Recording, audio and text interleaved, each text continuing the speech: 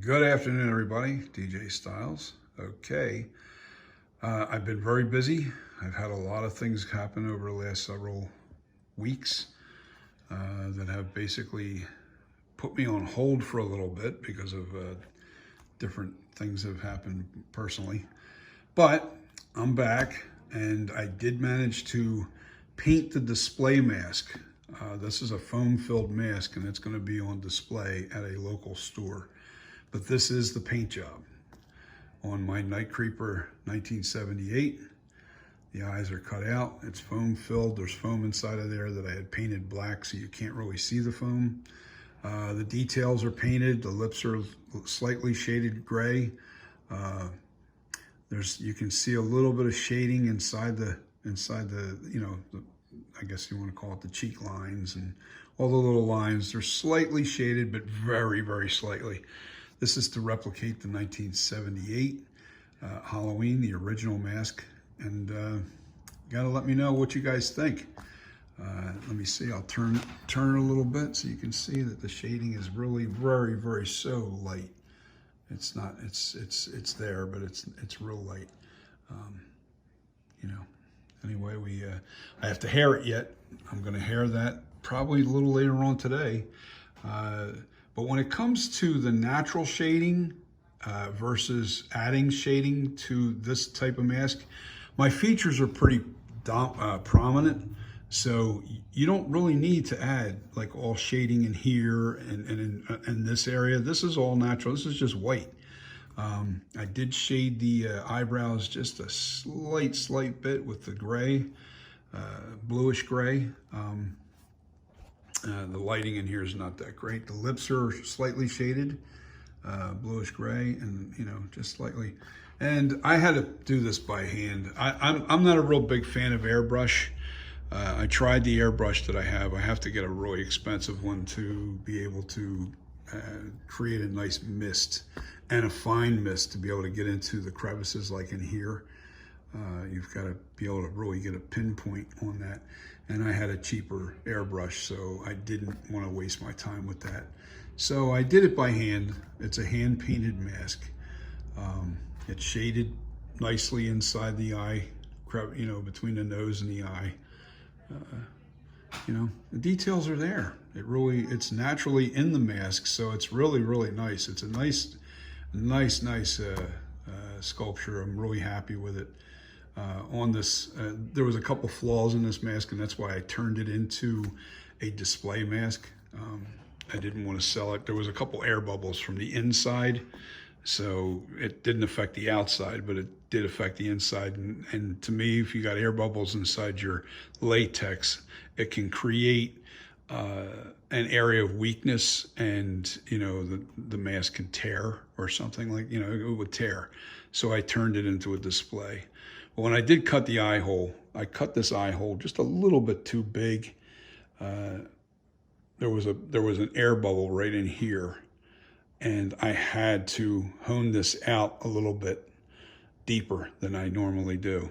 So if you guys are criticizing, hey, that eye looks a little too big, or you may like it just the way it is, that's the reason why my normal sculpture, the eye is not quite as big as this right here. But I had a couple defects in the air bubbles. So this is just going to be for display over at a store, and eventually I'm going to replace the display with a good copy.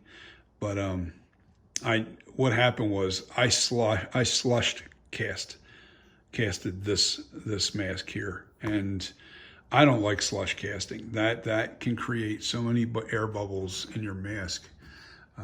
Just not a good way. I like to cast my mask in my molds. But right now I'm in the process of I'm going to be making a master copy in urethane rubber. I didn't do that yet, and I'm sorry, I have not been making videos or anything. So you will see how I paint my masks on down the next one. I had to finish this. I got to get this into the store. I still want to make a display case for it. It's going to be acrylic, and I'm trying to find a pumpkin. I might have to call my buddy and see if I can't buy one from him, because I can't get the pumpkins. I don't know where to buy a pumpkin, a round one. I need a round pumpkin. I'm going to replicate the 1978 pumpkin, and that'll be in the display case with the mask, you know, and I still have to hair it, obviously. But let me know, what do you guys think? I mean, is this something that you guys would purchase if you saw it in the store? Do you think it's close? Do you think it's pretty accurate to the 78? I love it. I think this is a very, very, very nice mask. There's no doubt about it. I went as close to accurate as I could possibly go. Over an underlook. You know, it's not an easy mask to make. Those who want to tackle this mask, good luck with you, pal, because it took me 7 months to get to where I'm at here with this. 7 months of sculpting to create that mask. And I've talked to a friend of mine who has made a really, really great mask. My buddy Nick over at Handy Boy Studios. And he's got a mask called 13 that's phenomenal. And he spent 10 months sculpting that mask. You know, on and off. We don't work every day, 8 hours a day on these masks. No, I 2 hours here, 2 hours there, every other day or something, you know, so it's not, but I would say probably a solid, oh man, I don't even know how many hours. If I can bring it down to an 8-hour day, maybe a solid 2 months of 8-hour days, 3 months of 8-hour days. You know, that's how much time spent sculpting. You know, but this is where it's at. This is the NightCreeper 1978. Let me know what you guys think. Peace, and have a great weekend.